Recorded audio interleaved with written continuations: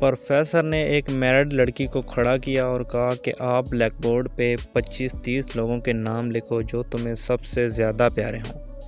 لڑکی نے پہلے تو اپنے خاندان کے لوگوں کے نام لکھے، پھر اپنے سگے رشتہ دار، دوست، پڑوسی اور ساتھیوں کے نام لکھ دیے۔ اب پروفیسر نے اس میں سے کوئی بھی کم پسند والے 5 نام مٹانے کے لیے کہا۔ لڑکی نے اپنے دوستوں کے نام مٹا دیے۔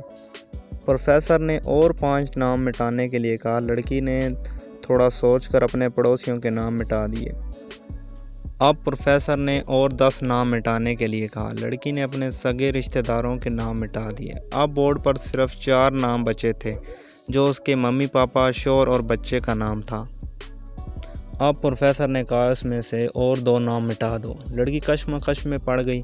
بہت سوچنے کے بعد بہت دکھی ہوتے ہوئے اس نے اپنے ممی پاپا کا نام مٹا دیا۔ تمام لوگ دنگ رہ گئے لیکن پرسکون تھے کیونکہ وہ جانتے تھے کہ یہ کھیل صرف وہ لڑکی ہی نہیں کھیل رہی تھی بلکہ ان کے دماغ میں بھی یہی سب چل رہا تھا۔ اب صرف 2 ہی نام باقی تھے، شوہر اور بیٹے کا۔ پروفیسر نے کہا اور ایک نام مٹا دو۔ لڑکی اب سہمی سی رہ گئی۔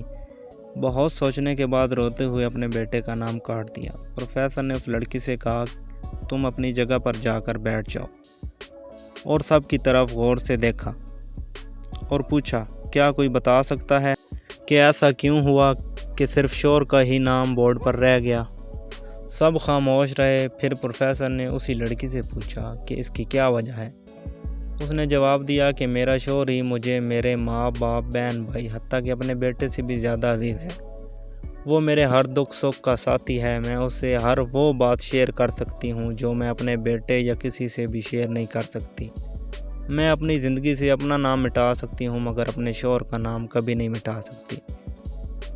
بیوی گھر کی ملکہ ہوتی ہے، پاؤں کی جوتی نہیں۔